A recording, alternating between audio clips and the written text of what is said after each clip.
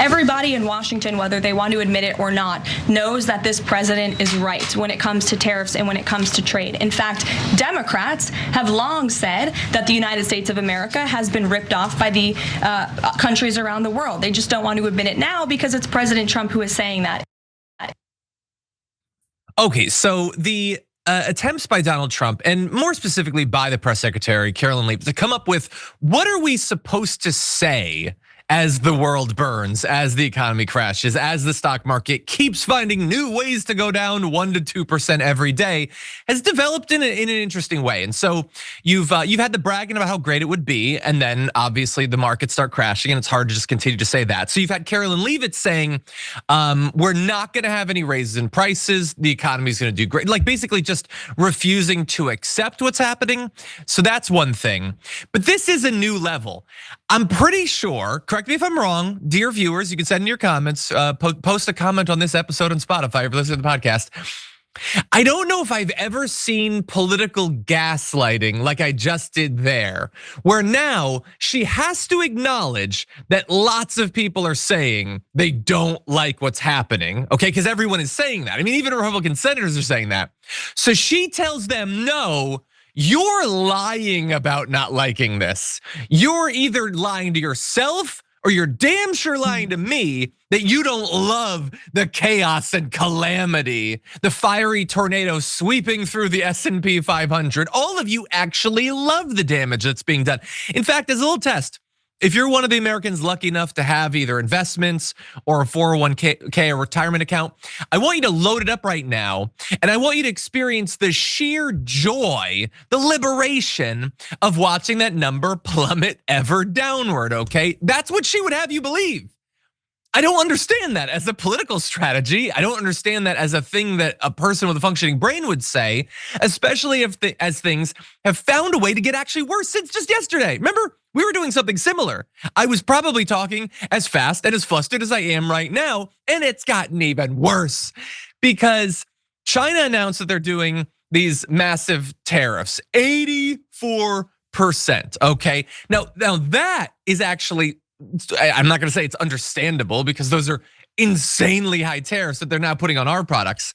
But they're doing that because Trump raised his tariffs on them to 104%. Because they had, so he does his tariffs, they do retaliatory tariffs. He goes to 104, they go 84%.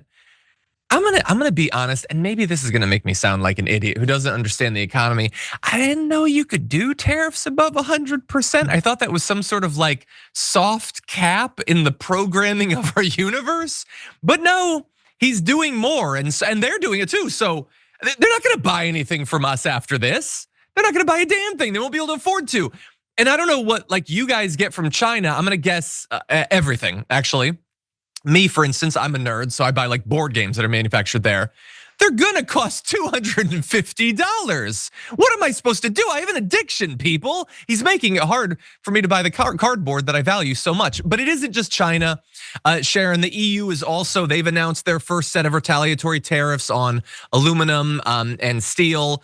They're gonna be announcing more on May 15th. I'm not sure why they're waiting as long as they are. China was moving much faster. Some other countries have too. And the EU tariffs are not as significant as China, but the China stuff is, I mean, this is basically a hard stop to trade between our two nations in any real way. And I will say, if we could just take a look at the S&P 500, it had sort of started to creep up kind of a little bit. And then, and all the conservatives are like, oh, see, everything's great, even though it was nowhere near where it had been just a few days before. And some people think that's now what's called a dead cat bounce, which is a weird term, but it's the idea that even a dead cat will bounce if you drop it from high enough.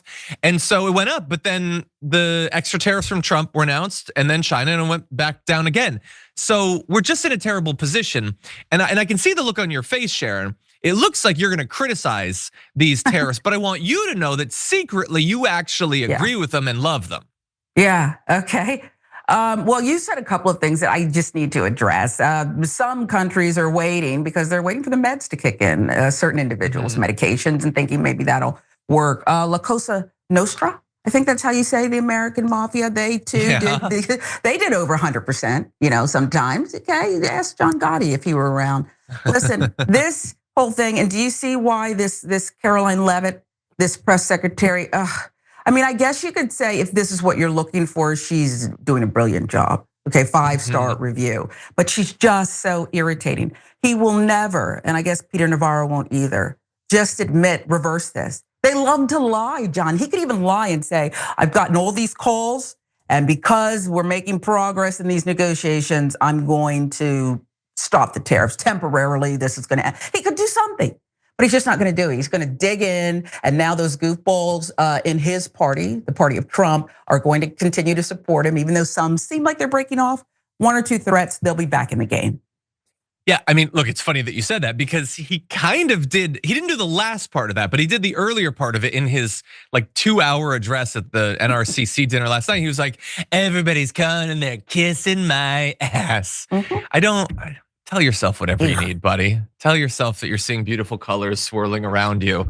We're seeing no evidence of it at this point, at least. But Karoline Leavitt, I do agree, is maybe uniquely qualified for this job because we've had liars before. You know, Spicer was a massive liar. Huckabee was a massive liar. She's like, I don't know, she's a combination of all of them with like a dash of Kellyanne Conway on top. She's truly talented.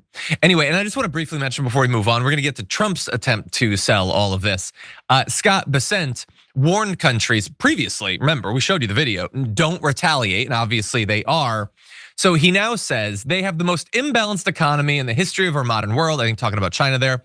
And I can tell you that this escalation is a loser for them. They have some very smart economists. The academic, why is he saying that? Academics, why is he talking so weird? Technocrats within their bureaucracy, and they would be telling the leadership that we do not have the edge here. They are the surplus country. Their exports to the US are 5 times our exports to China, so they can raise their tariffs, but so what? And again, what I love about this is I just draw the minimal amount of pleasure from Scott Bessent's torture because I know that he doesn't want any of this to be happening.